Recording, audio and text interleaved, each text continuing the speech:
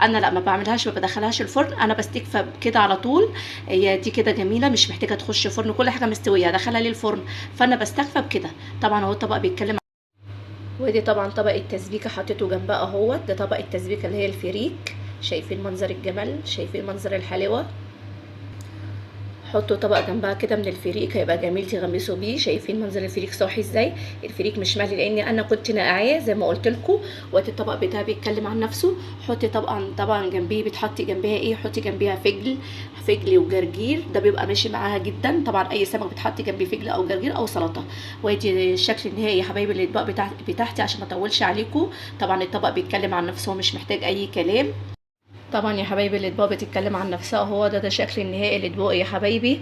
ويا رب اكون خفيفه عليكم، ويا رب اكون فدتكم باي حاجه يا حبايب قلبي. طبعا المنظر هو بيتكلم عن نفسه. وهقول لكم هتوحشوني، والسلام عليكم ورحمه الله وبركاته.